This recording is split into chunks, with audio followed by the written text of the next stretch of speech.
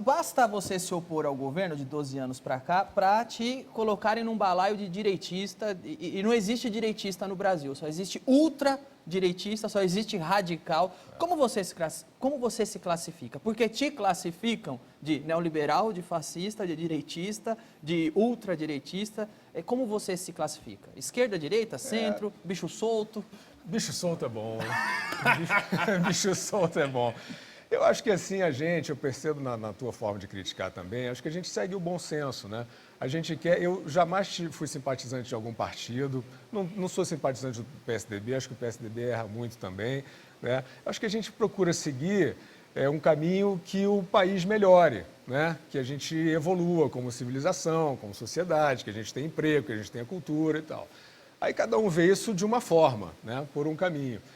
Acho que esses rótulos, eles caem, sempre que eu vou conversar com um jovem assim que supostamente possa me achar, né, um reacionário e tal, cai porque a gente vai conversar sobre os problemas, né, e aí eles trazem aquelas bandeiras, né, homossexualismo, maioridade penal, né, e eu digo, cara, maioridade penal é um assunto importantíssimo, mas não é um panfleto da Dilma, né, quer dizer, a presidente da República tem um monte de problema para cuidar. Ela não pode ficar agitando uma bandeirinha de ser contra a redução. Engraçado você me permitir uma opinião, é que isso não existia, parece. A gente, que nem você falou, a gente está a favor do Brasil, a gente quer que o Brasil melhore. Sim, todo mundo. E dos tempos para cá, isso passou a ser, não, se você quer que o Brasil melhore, mas você precisa se definir. Se você está desse lado, está daquele lado. Não, eu quero que o Brasil melhore só, Exato. né? De repente te coloco, porque virou essa guerrinha mesmo. Porque eles vivem desse tipo de rótulo, né? Quer dizer, supostamente um governo de esquerda que combateu a ditadura, né? Então, você vê, cada vez que explode um escândalo, o Palácio do Planalto manda um release da ditadura militar, uma indenização para alguém, não sei o quê. Quer dizer, eles querem viver eternamente sob esse rótulo da vítima. São os coitados profissionais. Isso é uma das expressões que eu uso no livro, né? Os coitados profissionais. Agora, o que acontece que é contra a ditadura brasileira, mas a favor da ditadura cubana, venezuelana? Exatamente. Quando teve a eleição no ano passado... Eles adoram um homem vestido de farda, né? Só não gostam de homem vestido de farda no Brasil. Se tiver vestido de farda em Cuba, na Venezuela, eles vivem disso. Adoram, eles gozam. Um militar. Totalmente.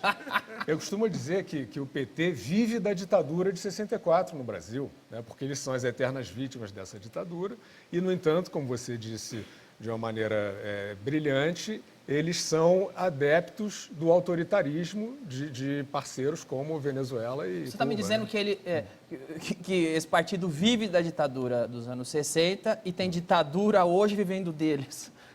Totalmente, exatamente isso, né? E eles são autoritários, isso não é uma maneira, como o Roger falou muito bem, né? Quer dizer, isso não é uma questão de uma divisão, uma dicotomia, né? Nós contra eles. Isso é você olhar quem tem as práticas autoritárias, né? Quem é que fica, de uma maneira neurótica, tentando perseguir a imprensa no Brasil, né? Quem é que tem medo da liberdade? Quem é que tem medo de que tudo seja falado? Né? Quem é que tenta toda hora nos pacotes meio deschavados passar regras de controle da imprensa? É o PT, né? Porque é mais fácil você falar sozinho, né? Você falar só na cadeia nacional de rádio e televisão. O Okamoto falou, né? Exato, o presidente do Instituto, bem lembrado, o presidente do Instituto Luta falou essa semana, o japonês, como ele chama aqui japonês? Okamoto. Okamoto. O Okamoto disse que o problema da democracia são as redes sociais. Incrível, né? O problema, sabe qual é o problema? Sabe qual é o problema da democracia, pessoal? Vocês ficam dando opinião, vocês Muita ficam... opinião. Você fica aí no Twitter falando o que você pensa, atrapalha o que eles estão fazendo. Confusão, entendeu? Confusão.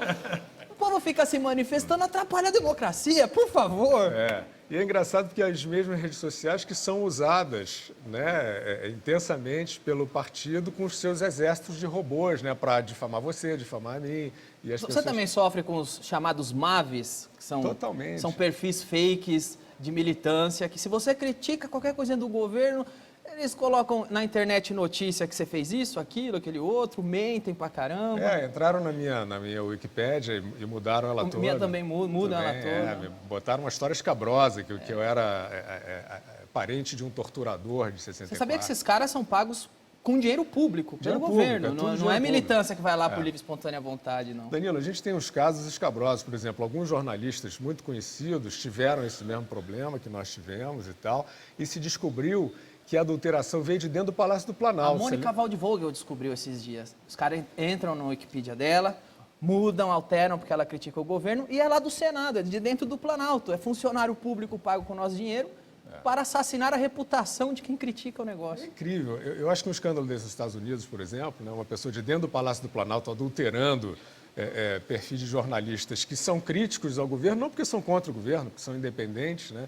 Isso é um caso muito grave, é um Watergate, né? Mas no Brasil as coisas passam facilmente. No Brasil, o petrolão passa de Petrolão boa. passa, O não petrolão precisa dizer mais passa nada. de boa. Tá tudo bem.